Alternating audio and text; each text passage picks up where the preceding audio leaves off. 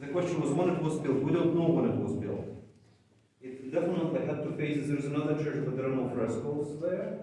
So we see earlier, perhaps phase, was this lunettes with crosses in, chiseled and covered, and see how intricate the steps are.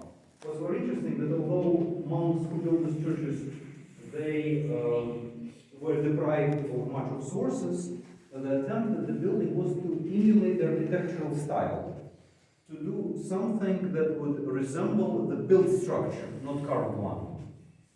In many churches, we see even in peripheral countries like Russia in medieval times, or Ukraine of today, the lower levels are painted to imitate marble.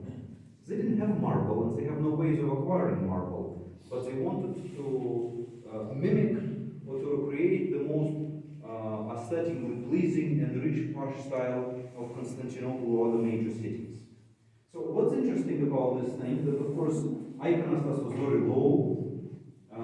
This is, the extent of it. You could see a little bit on the floor, so the iconoclasty was at the highest, probably up to my shoulders, but likely even lower. And should not confuse you that iconostasis that used to is later. The church predates the iconostasis. Iconostasis is a very late comer on the playground of the church, so to say. We're talking second millennium. We here still have traditions of the first millennium. Okay, you see the altar. In the altar, you see, and you see the vision of heavenly liturgy. You see the angels on both sides in adoration. Okay, and here Christ is enthroned in glory. The same image that you usually going to see where? In the dome. In the dome. Typical medieval Byzantine church would have whom there? Whom we're going to put on the altar apps?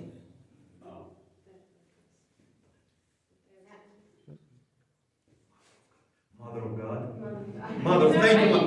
Thank you, Matushka. Mother of God. As Matushka Karen said, usually we're going to have in the altar apps Mother of God.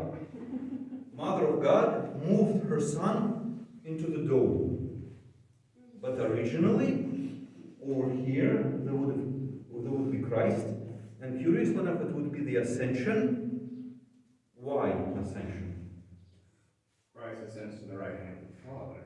And how does it relate to us?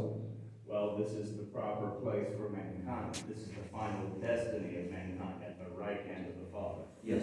And second coming, assuming all humanity into heaven. Okay? So the whole figure of ascension actually has two meanings, and very, very important thing.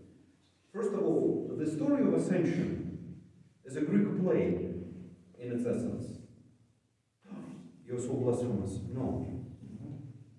What Christ delegates to us? Fullness of grace. Go and preach and baptize.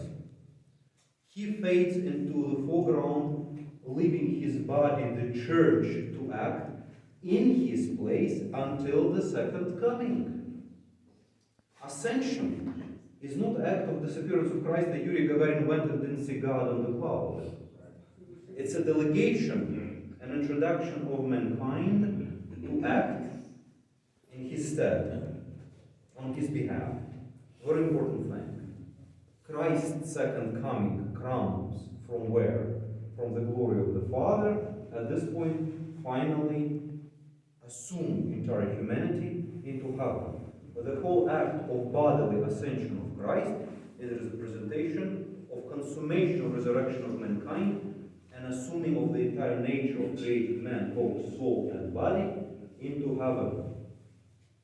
Okay? So the adaptation of ancient Greek myth of the hero that fades away but delegates the power to act on, like sitcoms or series, many series in the season. One hero needs to introduce the other for the gradual flow. It's a very ancient thing.